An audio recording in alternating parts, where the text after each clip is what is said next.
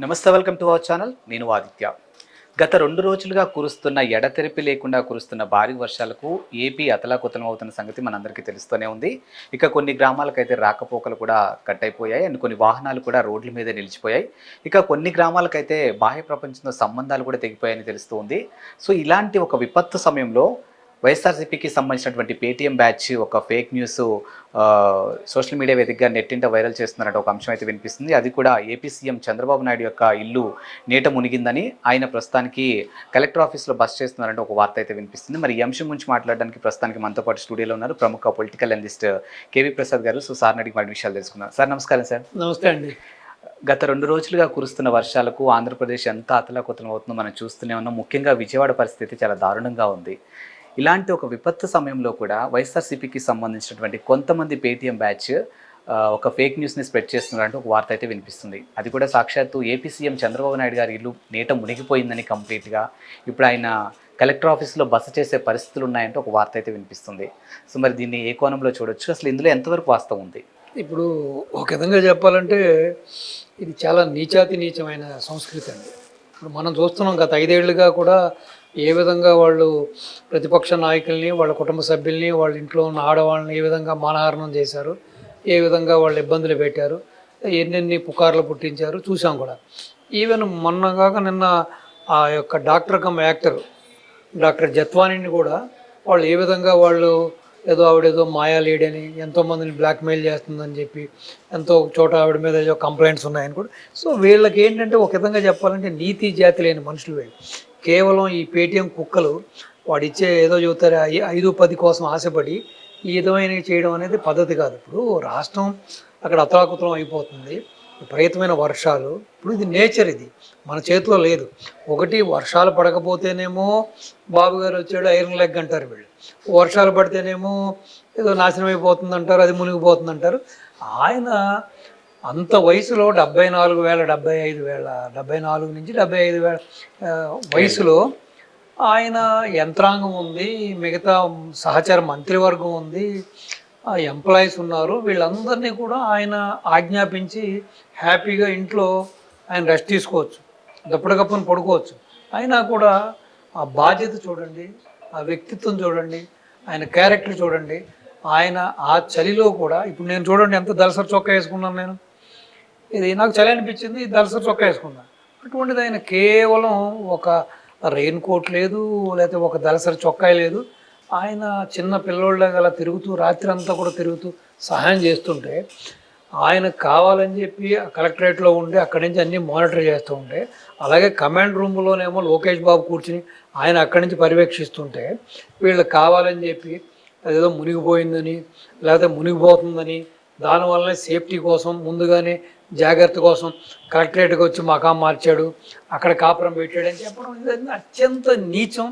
ఇది నీచం. యాక్చువల్గా బాబు గారిని విమర్శించేవాడు ఎవడు కూడా కడుపుకు అన్నం తినేవాడు ఎవడు విమర్శించాడు. ఎందుకంటే ఆయన చేసే పనులు కానీ, ఆయన వ్యవహరించే వ్యవహార శైలి కానీ, ఆయన మాట తీరు కానీ అసలు ఎవ్వరు కూడా అసలు విమర్శించడానికి సాహసించారు. ఎందుకంటే కడుపుకు అన్నం తినేవాడు ఎవడు కూడా విమర్శించాడు. కేవలం ఈ అసిద్ధం తిని బ్యాచ్ ఈ పేటీఎం కుక్కలు మాత్రమే ఈ విధంగా ప్రవర్తించడం అనేది చాలా నీచం. ఇప్పుడు రెండవది మీరు చూసే ఉంటారు, ఆ పోతిన మహేష్ అని ఒక అతను ఉంటాడు. అతను చౌదరి గారి యొక్క క్యారెక్టరు, కాలిబరు, ఆయన కెపాసిటీ, ఆయన యొక్క ఇది అన్నీ తెలిసి కూడా ఆయన ఏ రోజుని కూడా 12 ఏళ్ళు రాజ్యసభ సభ్యుడిగా ఉన్నాడు. అన్ని రాజకీయ పార్టీలతోటి ఆయనకు మంచి సత్సంబంధాలు ఉన్నాయి. ఆయన అజాతశత్రువు అని పిలుస్తారు. అటువంటి వ్యక్తి కూడా ఆయన ట్రస్ట్ ద్వారా ఎన్నో చేస్తూ ఉన్నాడు, ఇప్పుడు కూడా చేస్తూ ఉంటుంటే ఆయన గురించి అవాకు చవాకులు మాట్లాడటం, ఏదో దుర్గగుడి నుంచి తీసుకొచ్చిన ప్రసాదాలు పంచుతూ కూడా బిల్డప్ ఇవ్వడం అనేది వాళ్ళ యొక్క నీచ సంస్కృతికి ఇది ఒక తార్కాణంగా చెప్పుకోవాలి. ఇటు బాబు గారినైనా, లోకేష్ బాబునైనా, ఇటు పవన్ కళ్యాణ్ గారినైనా, ఇటు సుజనా చౌదరి గారినైనా ఈ విధంగా మాట్లాడడం అనేది ఇప్పుడు మీరు చూసుంటారు. లాస్ట్ టైము అన్నమయ్యది బ్యారేజ్ కొట్టుకుపోయినప్పుడు తాడేపల్లి కొంపలో కూర్చొని చక్కగా పబ్జీ ఆడుకుంటూ కూర్చున్నాడు. అటువంటిది ఉద్దు తుఫాను కానీ లేకపోతే ఎటువంటి సంఘటన జరిగినా అది ప్రతిపక్షమైనా లేకపోతే పాలకపక్షంలో ఉన్నా కూడా బాబు గారు ఏ విధంగా ప్రజలతో మమేకమవుతారు, ఏ విధంగా వారి కష్టసుఖాల్లో పాలు పంచుకుంటారు అన్నది మనం ఈ రోజు కాదు ఆ రోజు నుంచి చూస్తున్నాం. సో ఈ రోజు కూడా చూస్తున్నాం మనం. సో కనీసం వీళ్ళు అంటే ఈజియెస్ట్ థింగ్ ఇదే కదా. సో చక్కగా ఇళ్లలో కూర్చుని హ్యాపీగా దుప్పట్లు కప్పుకుని చక్కగా ఆ జగన్మోహన్ రెడ్డి యొక్క పిచ్చి మందంతా తాగి పిచ్చి పిచ్చి ఆలోచనతోటి వికృతమైన ఆలోచనతోటి ఇటువంటి యొక్క పేటీఎం బ్యాచ్ ఇటువంటి యొక్క న్యూస్ స్ప్రెడ్ చేయడం అనేది ఇది ముమ్మాటికి ఖండించవలసిన విషయమే ఇది. సో రెండోది ఏంటంటే ఇప్పుడు ఆ పోతుల మహేష్ కూడా, సో మీరు చూసుంటారు ఎక్కడ కూడా సుజనా చౌదరి గారు అనే వ్యక్తి ప్రభుత్వంతో ఎప్పుడు వ్యాపారాలు చేయలేదు. ఏ రోజుకి ఈ రోజు కాదు ఆ రోజు కూడా చేయలేదు. ఆయనకి ఇన్ఫ్లుయెన్స్ ఉండి కూడా చేయలేదు. ఆయన అలాగే ప్రభుత్వం నుంచి ఒక రాయల్టీ తీసుకోలేదు. ఆయన ఇండస్ట్రీస్ ఏంటో ఆయన బిజినెస్ ఏంటో కానీ ఆయన ఎంత దాత అన్నది అందరికీ తెలిసిన విషయం. ఆయన ఈ చేతికి ఇచ్చింది ఈ చేతికి కూడా తెలియకుండా ఆయన దాతృత్వం చేస్తాడు. అటువంటి వ్యక్తిని కూడా వీళ్ళు ఆ విధంగా అవాకు చవాకులు అంటే కేవలం వీళ్ళు ఏంటంటే విమర్శలతోటి కాలక్షేపం చేసేస్తున్నారు. సో మొన్న లాస్ట్ టైం ఏమో అవెంజర్ సినిమాకి వెళ్ళిపోయాడు ఆయన, ఈసారేమో లండన్ వెళ్ళిపోతున్నాడు. సో కేవలం ప్రజల గురించి కానీ ప్రజల యొక్క బాగోగుల గురించి పట్టించుకునే నాదులు లేడు. కేవలం ఇటువంటి బురద చల్లడం, అమరావతి మునిగిపోయిందని చెప్పడం, అది మునిగిపోయిందని చెప్పి జనాల్ని భయభ్రాంతులు చెప్పి సో ఒక విధంగా చెప్పాలంటే ఏదో పార్టీలో ఎవడో ఒకడు సైకో ఉంటాడేమో కానీ బహుశా మరి ఈ సైకోయిజం అనేది ఈ అక్రమ సంబంధాలు ఈ అక్రమ మార్గాన్ని సంపాదించుకోవడం అనేది ప్రతి వాడికి కూడా ఒక భూషణంగా మారిపోయింది. అంటే ప్రతిదీ కూడా అటువంటి వ్యక్తులనే మరి ఏరి కోరి మరి జగన్మోహన్ రెడ్డి సెలెక్ట్ చేసుకుంటాడు ఏంటో తెలియదు. కానీ ఈవెన్ సోషల్ మీడియాలో ఉన్న వీళ్ళు కూడా ఆ విధంగా ప్రవర్తిస్తున్నారు. మీరు తీసుకుంటే నిన్నగాక మనం చూసాం ఆ ఇంటూరి రవికిరణ్ అన్న అతను ఒకతను అరెస్ట్ చేశారు మళ్ళీ బెయిల్ మీద. అంటే వీళ్ళ గవర్నమెంట్ ఉన్న తేడా చూడండి. మర్యాదగా పిలిచారు, ఎక్స్ప్లెనేషన్ ఇచ్చారు, ఇలా తప్పు అని చెప్పి ఖండించారు, బెయిల్ ఇచ్చి పంపించారు. అదే టీడీపీ టైంలో న్యాయంగా వీళ్ళు చేస్తున్న తప్పుల్ని ఎత్తి చూపించిన వాళ్ళని కూడా ఏ విధంగా హింసించారు, మానసికంగా హింసించారు, దొంగ కేసులు పెట్టారు. ఈవెన్ వాళ్ళకి ఏ విధంగా వాళ్ళని మ్యాన్ హ్యాండ్లింగ్ చేశారో కూడా మనం చూసాం. సో వీళ్ళందరూ కూడా ఏంటంటే అసలు ఎందుకు బతుకుతున్నారో ఎవరి కోసం బతుకుతున్నారో అన్నది అర్థం పర్థం లేని బతుకులు, నీచమైన నికృష్టమైన బతుకులు. సో ఇప్పుడు మొత్తం ఈ బ్యాచ్ అంతా ఏ విధంగా అయిపోయిందంటే గడ్డి వాము కాడ కుక్కలా తయారయ్యారు.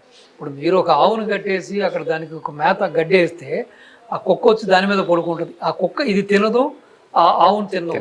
సో అదే పరిస్థితుల్లో వాళ్ళు బాబు గారు ఆ వయసులో కూడా అంత కష్టపడి ఆ విధంగా ఆయన కష్టపడి ఆ విధంగా వాననక ఎండనక ఆ విధంగా తిరుగుతుంటుంటే కూడా సో ప్రజలకి ఎక్కడ కూడా భయభ్రాంతులు అవ్వకూడదు, ప్రజలకు ఎక్కడ కూడా కష్టాలు రాకూడదు అని చెప్పి ఆయన ఆ వయసులో కూడా ఆ చలికి కానీ లేకపోతే వర్షానికి కానీ వెనకడుగు వేయకుండా ఆయన స్వయంగా ఒక ముఖ్యమంత్రి అయ్యి ఉండి కూడా ఆ విధంగా చేస్తుంటే కనీసం వీళ్ళు ఒక మాట సహాయం చేయకపోగా, ఒక చేత సహాయం చేయకపోగా ఎదురు ఈ బుర్ర జల్లే ఈ యొక్క సంస్కృతిని, ఈ నీచ సంస్కృతిని సో ప్రజలందరూ కూడా ముక్తఖండంతో ఖండించాలి.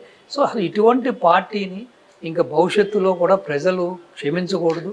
అసలు ఇటువంటి పార్టీ ఇప్పుడు జగన్మోహన్ రెడ్డి అయినా, జగన్మోహన్ రెడ్డి మనుషులైనా, జగన్మోహన్ రెడ్డి యొక్క ఎంపీలైనా, ఎమ్మెల్యేలైనా వాళ్ళ నాయకులందరిది ఒకటే పాలసీ, దంచుకోవడం, దోచుకోవడం, దాచుకోవడమే తప్పించి ఏమీ లేదు. ప్లస్ ఇటువంటి అభూత కల్పనతో ప్రజల్ని భయభ్రాంతులను చెప్పడం, అక్కడ మంచి జరుగుతున్నా సరే దాన్ని భూతిగా చూపించడం. సో వీళ్ళకి ఇంకా నరనరాల్లో జీర్ణించిపోయింది. అంటే వీళ్ళకి అసలు ఒక పాజిటివ్ మోడ్ అనేది వీళ్ళకి లేదు. మొత్తం నెగిటివ్ క్యారెక్టర్సు, అంతా కూడా నీచమైన క్యారెక్టర్సు, అంత వికృష్టమైన క్యారెక్టర్లే. కాబట్టి ఈ నీచ నికృష్టుల్ని అసలు నన్ను అడిగితే వీళ్ళందరినీ కూడా అసలు దేశ బహిష్కరణ చేయాలి, రాష్ట్ర బహిష్కరణ కూడా కాదు, దేశ బహిష్కరణ చేయాలి. అప్పుడు కానీ ఆంధ్రప్రదేశ్కి పట్టిన ఈ దరిద్రం, ఈ శని, ఈ పీడ విరడవదు.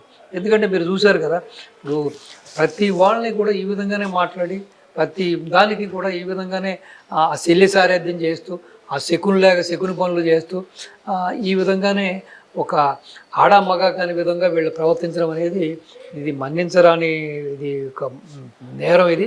సో ఇప్పటికైనా సరే ఇది కేవలం వాళ్ళవుతే మారండి, కేవలం ప్రజలే మారాలి, ప్రజలే వీళ్ళని పూర్తిగా రాజకీయంగా భూస్థాపితం చేయాలి. అప్పటి వరకు ఈ వికృత చేష్టలు, ఈ వేషాలు వీళ్ళని కొనసాగిస్తూ ఉంటారు. సో ఏదేమైనా ప్రభుత్వం కూడా వీళ్ళ మీద కొంచెం కఠినంగానే వ్యవహరించాలి. ఈ సాఫ్ట్ కార్నర్గా కాకుండా అవసరమైతే తీసుకొచ్చి ఒక కోటింగ్ కేసు పంపిస్తేనే మంచిది అనిపిస్తుంది నాకు. సో ఆ వయసులో పోనీ ఆయన అంత కష్టపడుతుంటే పోనీ మీకు అప్రిషియేట్ చేసే మంచి మనసు, పెద్ద మనసు లేకపోతే కాముగా ఉండండి. సో కాముగా ఉండిపోండి. సో ఇంకా ఆ వయసులో ఆయన అంత కష్టపడుతుంటే కూడా ఆయన విమర్శించడం, లేనిపోని అనే ఆరోపణలు చేయడం అనేది ఇది సబబు కాదు. ఏదేమైనా కూడా ఇది కేవలం ఆంధ్ర ప్రజానీకం చేతిలోనే ఉంది. ఆ పార్టీని పూర్తిగా భూస్థాపితం చేస్తే కానీ ఆంధ్రాకు పట్టిన దరిద్రము, ఆంధ్రాకు పట్టిన శని విరగడవదు. సో కాబట్టి ఈ చర్యల్ని మాత్రం ప్రతి వాళ్ళు ముక్తఖండంతో ఖండించాలి. ఇప్పుడు కేవలం ఒకే ప్రతిపక్ష నాయకులుగా కూడా వాళ్ళకు ఒక ప్రధాన పాత్ర ఉంది. ప్రతిపక్ష హోదా లేదనుకోండి, కానీ అట్లీస్ట్ పవర్లో లేకపోయినా కూడా ఇటువంటి ఆపద వచ్చినప్పుడు లేకపోతే ఇటువంటి యొక్క కష్టాలు వచ్చినప్పుడు కూడా వీళ్ళు దాన్ని ఏ విధంగా వీళ్ళు కూడా చేయూతనివ్వాలి ప్రజలకి, ఏ విధంగా అయితే పాలకపక్షానికి కలిసి పనిచేయాలని కనీసం ఇంగితం లేకుండా ఈ విధంగా బురద జల్లడం, ఈ విధంగా మాట్లాడడం అనేది ఇది క్షమించరాని నేరం. సో కాబట్టి ఇప్పటికైనా ఆంధ్ర ప్రజలు పూర్తిగా మారతారని, మారి ఇటువంటి పార్టీలకి పూర్తిగా